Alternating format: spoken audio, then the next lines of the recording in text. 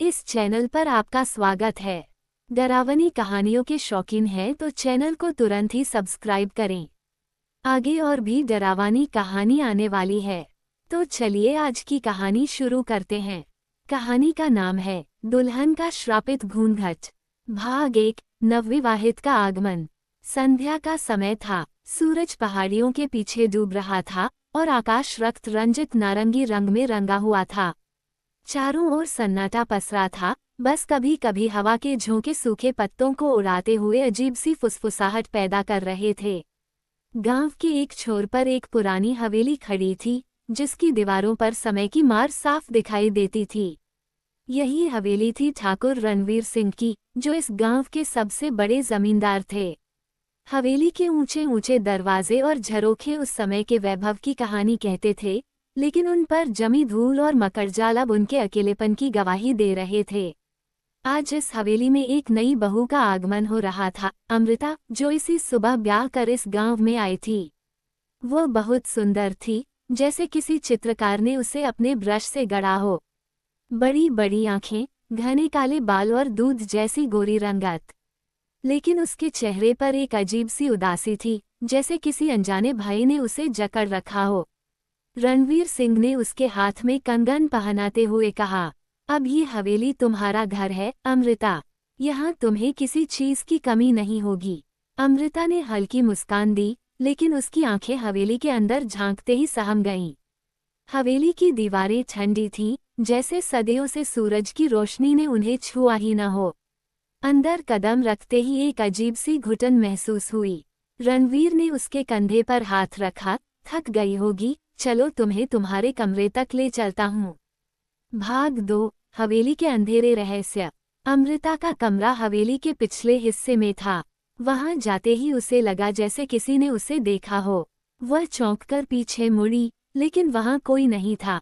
हल्की हवा खिड़की के पर्दों को हिला रही थी, लेकिन उसमें कुछ ऐसा था जो अजीब था, जैसे कोई छाया झिलमिला रही हो। रात हुई तो हवेली में अजीब अजीब आवाजें गूंजने लगीं। अमृता बिस्तर पर लेटी थी, लेकिन नींद उसकी आंखों से कोसों दूर थी। तभी दरवाजे पर धीमी धीमी दस्तक हुई। कौन है? उसने डरते हुए पूछा। कोई जवाब नहीं आया, लेकिन दरवाजा हल्के से चरमराने लगा। अमृता ने हिम्मत जुटाकर दरवाजा खोला, लेकिन बाहर कोई नहीं था।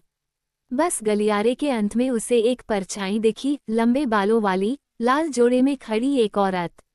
लेकिन उसकी आंखें काली गहराइयों जैसी थीं। अमृता चीखते हुए पीछे हटी और दरवाजा जोर से बंद कर लिया। उसने रणवीर को जगाने की कोशिश की, लेकिन वह गहरी नींद में था, जैसे किसी ने उसे कोई जबरदस्त नशा दे दिया हो। भाग 3। हवेली का श्राप। अगले दिन अमृता ने सासू माँ से इस बारे में बात की, लेकिन उन्होंने अनसुना कर दिया। ये हवेली बहुत पुरानी है बेटा, यहाँ लकड़ियों के सिकुड़ने की आवाजें आती हैं, तुम घबराओ मत, उन्होंने समझाया। लेकिन गांव की एक बूढ़ी औरत, जो हवेली में नौकरानी थी, धीरे से उसके पास आए और फुसफुसाए, बहू, तुमने उस औरत को देखा ना? अमृता चौंकी, आपको कैसे पता? बूढ़ी औरत ने इधर उधर देखा और फिर धीरे से कहा, इस हवेली में एक श्राप है।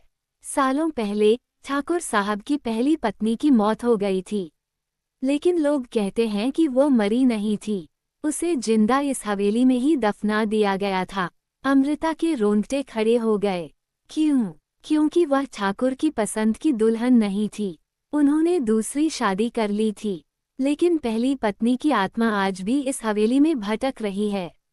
वो हर नई दुल्हन को अपना शिकार बनाती है। भाग 4। मौत की आहट। अमृता ने डर को अपने ऊपर हावी नहीं होने दिया।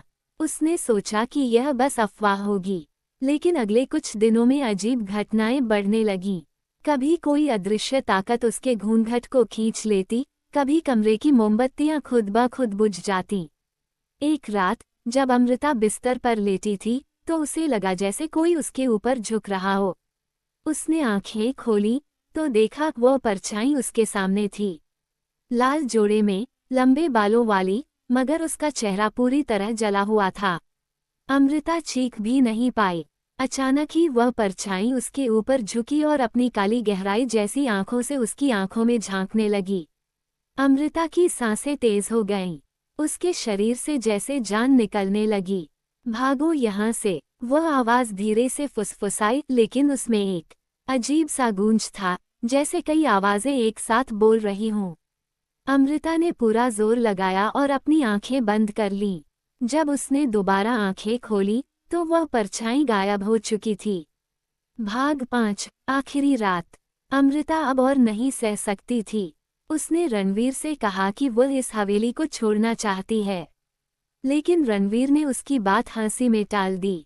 उस रात अमृता ने सोने से पहले किवाड़ अंदर से बंद कर लिए, लेकिन आधी रात को दरवाज़ा खुद ब खुद खुल गया।